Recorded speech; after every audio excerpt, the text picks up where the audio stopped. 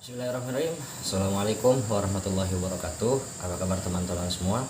Di pekan ke-13 ini kita akan melanjutkan apa yang sudah sempat aku jelaskan di minggu kemarin saat kita zoom sama-sama, yaitu tentang pengertian rukun iman.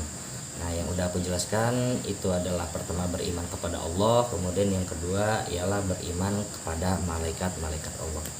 Baik, di pekan ini kita akan sama-sama belajar memahami tentang rukun iman yang ketiga dan iman yang keempat.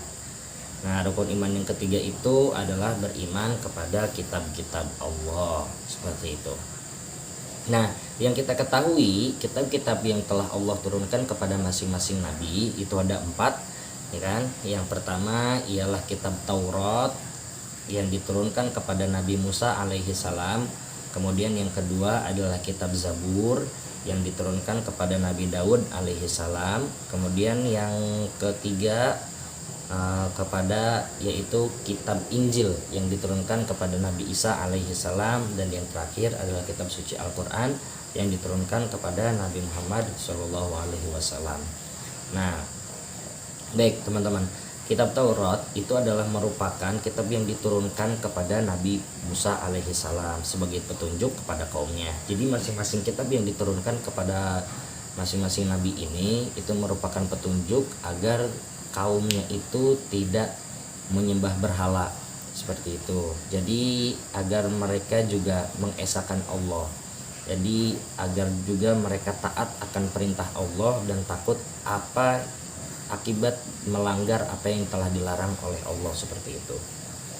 Jadi agama-agama terdahulu itu dilengkapi oleh Nabi Muhammad. Artinya ajaran-ajaran yang diajarkan oleh Nabi pertama, Nabi Adam alaihi salam, kemudian seterusnya sampai Nabi Isa itu dilengkapi semuanya oleh Nabi Muhammad Shallallahu alaihi wasallam. Begitupun dengan isi-isi dari setiap kitab. Seperti kitab Taurat, Zabur, dan Injil itu sudah semuanya dilengkapi oleh kitab suci Al-Qur'an.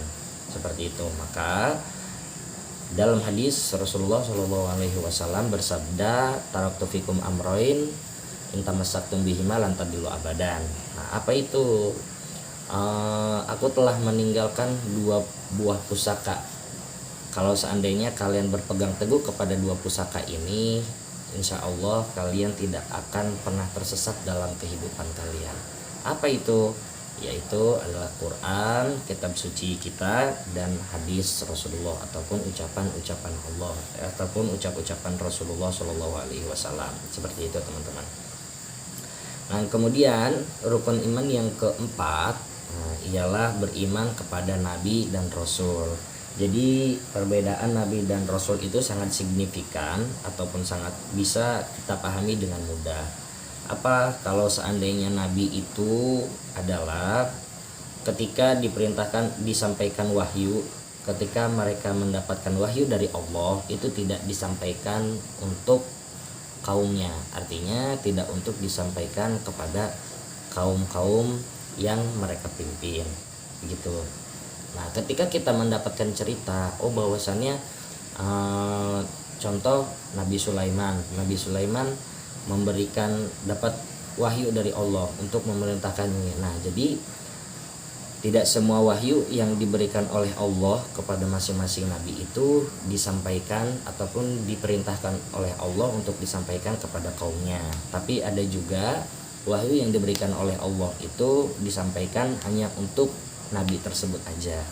Seperti itu. Sedangkan Rasul itu adalah wahyu ketika diberikan oleh Allah Subhanahu wa taala itu memang harus disampaikan kepada umatnya, seperti itu, ataupun kepada kaumnya. Nah, yang kita ketahui jumlah nabi dan rasul. Nah, di sini ada yang kita ketahui itu kan ada 25 nabi dan rasul. Nah, 25 orang ini, 25 nabi dan rasul ini adalah mereka yang mendapatkan wahyu untuk menyampaikan kepada setiap kaumnya, seperti itu. Nah, jadi 25 ini adalah disebut juga sebagai Rasulullah ataupun utusan Allah. Nah, sedangkan jumlah nabi, yang jarang sekali kita ketahui itu berjumlah 1.400 orang. Nah, itu jumlah nabi keseluruhan, termasuk juga rasul-rasulnya. Dari yang 25 orang ini, mulai dari Nabi Adam sampai Nabi Muhammad. Nah, itu jumlahnya ada 1.400 orang. Kurang lebih seperti itu. Nah, kebanyakan itu 98 tapi 96%. Nah, setiap nabi itu diutus untuk Bani Israel seperti itu. Nah, kemudian sisanya yaitu diturunkan di tanah Arab untuk membenahi setiap ajaran-ajaran yang melenceng ataupun tidak sesuai dengan tuntunan yang Allah ajarkan seperti itu.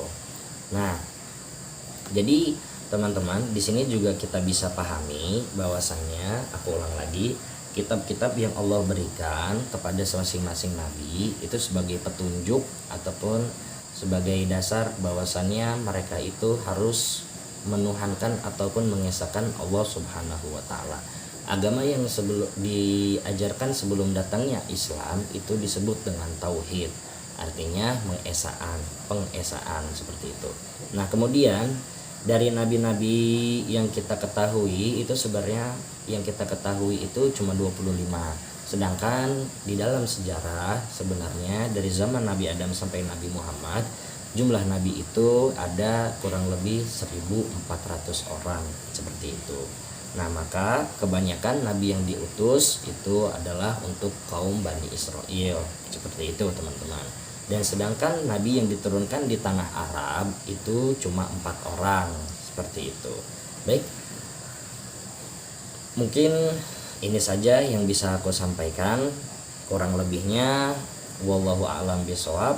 Nah, sebagai penutup, marilah sama-sama kita meniru suri tauladan kita, yaitu Nabi Muhammad SAW yang telah ditunjukkan oleh Allah sebagai qudwatun hasanah, yaitu sebagai contoh atau suri tauladan yang baik.